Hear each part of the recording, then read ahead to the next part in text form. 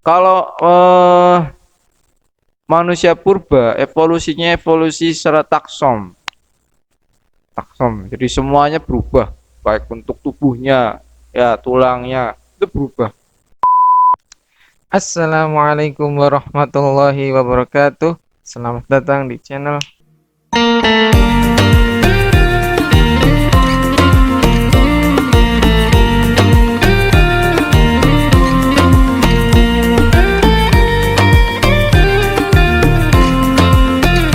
Assalamualaikum warahmatullahi wabarakatuh. Bertemu lagi dengan saya Fazrul Fala, biasa di channel kita tercinta Fana TV. Wih, gimana kabarnya cuy semua? Sehat kan? Insya Allah kita semua berdoa juga teman-teman yang mendengarkan, juga teman-teman yang sudah mendukung, dan juga teman-teman yang lain bisa sehat walafiat tanpa kurang suatu apapun. Oke, biasa ya kalau kita ketemu di channel kita biasa akan membahas tentang masalah yang tidak jauh dari dakwah Islam, syariat Islam, dan cara Islam.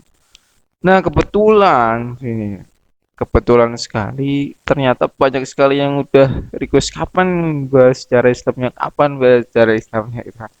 Karena emang itulah bahasan kita.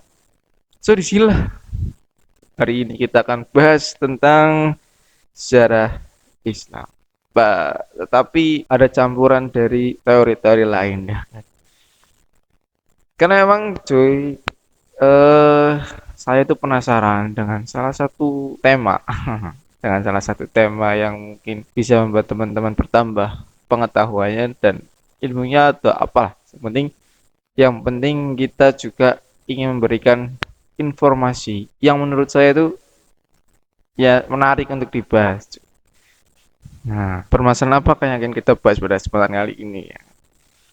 Pada kesempatan kali ini kita akan membahas siapakah yang duluan antara manusia purba dan Nabi Adam. Apakah manusia purba itu hidup setelah Nabi Adam atau sebelum Nabi Adam? Nah, itu yang akan kita bahas pada kesempatan kali ini cuy. Jadi insya Allah akan dalam waktu beberapa menit ke depan kita akan membahas tentang hal itu. So kita mulai dari yang pertama. Sebenarnya banyak yang membahas tentang ini ya. Tetapi menurut saya belum kena pembahasannya. Termasuk Profesor Quraisy sudah membahas tentang ini. Nah, menurut beliau Nabi Adam itu diciptakan oleh Allah Subhanahu wa taala adalah hasil evolusi dari manusia purba. Ya, kemungkinan seperti itu. Nah, bagi teman-teman yang penasaran silahkan cek di link deskripsi kita. Nah, teman-teman itu ada di videonya Syihab and Syihab. Nah, di situ ada pertanyaan tentang siapakah yang lebih dulu antara manusia purba dan Nabi Adam.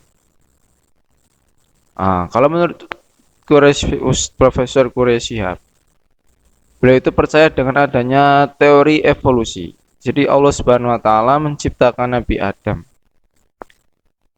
Itu ketika diciptakan ibaratnya seperti lompatan di abjad huruf. Semama dari A langsung ke Z. Nggak ada B, C, D, E, F, terusnya sampai Y, kemudian Z. Tidak diceritakan di dalam Al-Quran. So, Profesor Quraisy akhirnya berpendapat bahwa mungkin ini bisa jadi salah satunya. Jadi penciptaan Nabi Adam adalah hasil evolusi dari manusia purba. Nah, itu yang menurut saya kurang yes gitu. Kurang yes. Jadi saya ingin mencoba mencari sih gimana sih sebenarnya gitu kan. Karena saya sendiri orang yang tidak percaya dengan teori evolusi. Nah, kita akan bahas ini. Semoga tidak tidak terlampau ngawur ya. Yang penting kita akan mencoba membahas ini. Yang pertama kita akan lihat manusia purba. Ya, manusia itu purba itu apa sebenarnya sih? Teman-teman pasti tahu lah ya, manusia purba itu apa. ya biasanya dikenal dengan manusia yang pra aksara. Jadi pra itu artinya belum mengenal ya, atau tidak mengenal aksara. Prasejarah, orang yang hidup di sebelum ada masanya sejarah. Ini gimana ya? Nggak mungkin kan ya? Namanya sejarah pasti akan ada lah ya. Nah, jadi kalau yang namanya ada prasetya sudah gitu ya. Pra itu tidak atau belum. Setia setia, jadi tidak atau belum setia. Oh, sorry. Untuk teman-teman yang pakai nama itu, saya minta maaf. Yang bercanda ya, bercanda. Oh, kita lanjut. Jadi manusia purba adalah dikenal sebagai manusia yang hidup sebelum adanya tulisan atau sebelum adanya sejarah yang modern. Nah, kalau di Indonesia sendiri kita akan bahas tentang manusia purba yang ada di Indonesia karena menurut ilmuwan-ilmuwan sejarah ya dari berbagai kalangan itu Indonesia sendiri adalah tempat di mana mereka itu melakukan imigrasi apa sih ya namanya. Intinya mereka tuh berpindah tempat. Nah, disitulah peralihan mereka. Jadi banyak di Indonesia itu ditemukan dari berbagai zaman. Nah, dari zaman yang awal, kemudian zaman tengah, kemudian zaman akhir. Kalau di zaman awal itu ilmuwan mengelompokkan sendiri itu yang paling tua zaman awal. Kemudian yang tengah agak gimana gitu, agak. Terus yang terakhir manusia mendekati manusia modern seperti sekarang. Nah, itu yang ada di Indonesia. Jadi Indonesia adalah salah satu objek terkaya buat melakukan penelitian. Makanya kita akan ambil dari situ. Nah, di Indonesia sendiri, manusia purba yang pertama ditemukan fosilnya adalah Meganthropus paleojavanicus. Termasuk juga Pithecanthropus erectus. Bisa lihat lah itu gambarnya ya. Ini Meganthropus paleojavanicus. Kalau ini Pithecanthropus erectus. Nah, itu manusia purba di periode awal. Tapi di periode tengah, Pithecanthropus erectus juga termasuk di periode tengah. Itu semua ketemunya di paling banyak di Sungai Trinil. Ya, Sungai Trinil. Nah, teman-teman kalau mau lihat fosilnya, ya gimana sih bentuknya, itu bisa dilihat di Museum Sangiran. Nah, di Sragen sana. Teman-teman bisa lihat di sana. Bentuknya manusia purba itu gimana sih? Ya kan. Kalau yang penasaran, masa iya itu manusia atau apalah ya. Dan lain sebagainya kalau teman-teman punya pikiran-pikiran yang menurut teman-teman wah, penasaran dengan manusia purba, coba lihat di sana. Gimana sih orang yang seperti apa? Itu semua kalau menurut saya bentuknya sendiri mereka itu ya kayak bukan kita gitu loh, bukan kita kayak manusia modernnya beda lah menurut saya lah. Kalau apa namanya Meganthropus itu miliki rahang yang lebih besar dan lain sebagainya ya kan, punya cirinya masing-masing. Dan menurut saya kalau disamakan dengan manusia agak jauh mungkin ya, terlalu jauh lah. Entah itu mereka kera raksasa satu manusia kita tuh nggak tahu ya, kita manusia kita nggak tahu. Atau yang manusia kita juga nggak tahu kenapa ilmuwan itu mengatakan ini manusia, alasannya saya belum paham gitu kan. Yang jelas memang mengatakan ini namanya manusia purba. Nah, seperti itu. Nah, di periode terakhir manusia purba yang mendekati manusia modern seperti yang sekarang itu namanya Homo. Ya, namanya Homo. Ada Homo sauliensis, ada Homo wagekensis, yang terakhir Homo sapiens. Nah, itu yang paling mendekati, yang paling modern ke manusia. Nah, yang saya herankan kenapa sih mereka itu tulangnya berbeda-beda ya? Maksudnya kok bisa seperti itu ya? Nah, makanya apa namanya ilmuwan itu berteori bahwa ini adalah perubahan evolusi, bukan seperti evolusi lainnya. Cuma nih kayak manusia dari janin ya, kemudian jadi gumpal darah. Nah, kemudian ada tulangnya, ada dagingnya, ada dan lain sebagainya sampai akhirnya jadi bayi seperti itu. Itu namanya evolusi. Ya, tapi bukan itu yang dimaksud. Kalau manusia purba, evolusinya evolusi secara taksom. Taksom. Jadi semuanya berubah, baik untuk tubuhnya, ya tulangnya itu berubah. Nah, yang membuat mereka berubah itu apa sih? Itu yang saya masih bingung gitu kan. Kenapa bisa berubah gitu. Nah, seandainya memang bisa berubah antara kera ke manusia, kenapa yang kera sekarang itu juga bisa berubah? Itu yang saya heran. Nah, itu ya. Dan kalau teman-teman tahu dari semua yang sudah kita sampaikan tadi, usia mereka kalau dikatakan kenapa sih Maganthropus palejavanicus paling tertua? Ya karena fosilnya itu ditemukan di tanah. Ya, yang perkiraannya menurut ilmuwan itu umurnya 3 juta. 3 juta tahun. Menurut sumber yang kita baca. Jadi lama sekali ya. Sudah lama sekali berarti. Itulah yang bisa dikatakan kenapa sih Maganthropus palejavanicus paling tertua. Itu karena memang susunan tanahnya, dari susunan tanahnya. Kenapa bisa dikatakan manusia tertua? Karena ditemukan di susunan tanah yang paling tua. Makanya dikatakan orang yang paling tua, makhluk yang paling tua. Berarti kalau sebelum-sebelumnya ya terus naik gitu kan ya. Kayak Pithecanthropus erectus, terus Homo sapiens, Homo soliensis, Pajacensis, dan lain sebagainya. Itu berarti uh, lebih muda. Nah, kalau Nabi Adam sendiri itu berapa sih sebenarnya?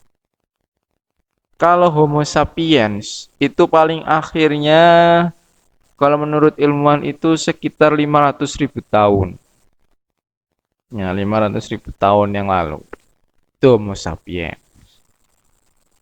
Nah, kalau Nabi Adam kira-kira berapa tahun sudah ada di bumi ini?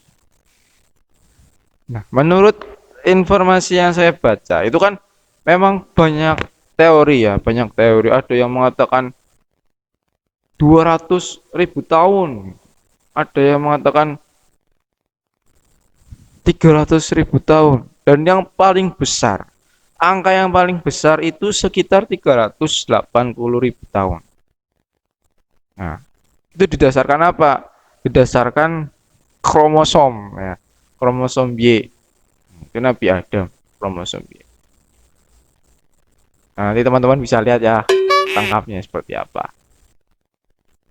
Nah, disitulah saya mengatakan, loh, berarti Nabi Adam kalau memang seperti itu, menurut ilmuwan kan yang paling maksimal yaitu 380 tahunan. Nah, sedangkan kalau Homo sapiens itu 500.000 tahun. Berarti kalau dilihat dari situ, ya, berarti Nabi Adam hidup itu setelah adanya manusia purba. Ya, berarti bukan berarti Nabi Adam itu adalah evolusi dari Meganthropus palejavanicus, ya, kemudian ke Pithecanthropus erectus, kemudian ke Homo sapiens, akhirnya ke Nabi Adam. Enggak, kalau menurut saya. Karena memang di dalam Al-Quran, ya kita perkuat dengan teori yang ada di dalam Al-Quran. Itu Allah Subhanahu Wa Taala memang menciptakan Nabi Adam secara langsung, tidak ada perantaranya. Teman-teman bisa lihat lah di surat Al-Baqarah ayat 30 sampai seterusnya. Situ kan berbicara tentang khalifah yang Allah ciptakan untuk menjadi pemimpin di muka bumi. Lah bagaimana? Ya kan? Kalau seandainya pemimpin di muka bumi itu seperti apa yang digambarkan atau ditemukan oleh para ilmuwan tentang manusia purba. Karena memang susunan kerangkanya, kerangka tengkoraknya manusia purba itu lebih kecil buat otaknya gitu. Jadi kan ibaratnya akalnya itu masih kurang. Dan ini diperkuat lagi ya, diperkuat lagi dengan perkataan malaikat. Teman-teman bisa lihat di surat Al-Baqarah ayat 30 juga. Ya. Kenapa Allah Subhanahu wa taala mau menciptakan manusia padahal kami adalah orang yang mensucikan engkau ya kan? Dan juga nanti manusia akan menumpahkan darah, berarti mungkin sebelum itu sudah ada pertumpahan darah. Nah, kalau menurut tafsirnya akhirnya dibasmi semua sama malaikat. Nah, siapakah mereka yang dibasmi? Kemungkinan besar kalau memang itu manusia. Ya, kalau memang itu manusia yang dikatakan sebagai manusia purba. Karena banyak yang mengatakan itu manusia kera. Ya, manusia kera, peralihan antara manusia ke manusia kera itu kan berarti ini gimana ya, manusia ada manusia kera gitu. Nah, itu kalau menurut mereka, kalau seumpama itu dikatakan sebagai manusia kera. Nah, kalau seandainya itu memang manusia asli, ya, berarti mungkin mereka lah yang dibasmi oleh malaikat. Nah, oleh sebab itu adalah satu hal yang mustahil, cuy. Kalau seandainya terjadi evolusi hingga akhirnya sampailah ke Nabi Adam. Karena memang sudah dibasmi semua, nggak mungkin ada orang yang sempurna di situ. Oleh sebab itu, ya, masa iya orang yang sudah dibasmi semua tiba-tiba muncul itu karena adanya evolusi baru.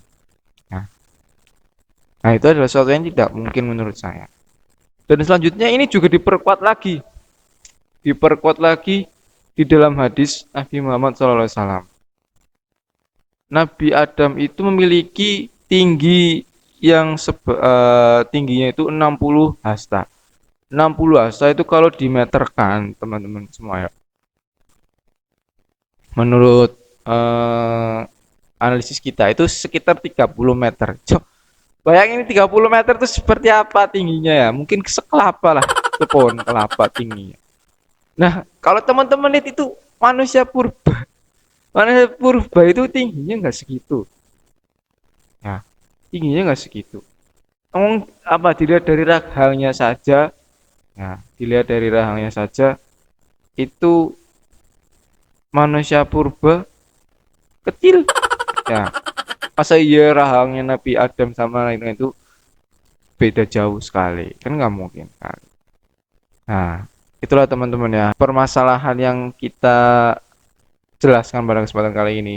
Jadi memang Nabi Adam itu hidup setelah manusia purba, tetapi bukan berarti Nabi Adam itu adalah hasil dari evolusi manusia purba ya. Jadi itu menurut saya adalah satu hal yang keliru ya. Jadi itulah yang bisa kita sampaikan. Nah, semoga ini bisa membuat teman-teman itu mendapatkan informasi yang lebih, pengetahuan yang lebih. Kita saling share-share atau berbagi pengetahuan ya tentang apapun itu yang semoga itu bermanfaat bagi teman-teman.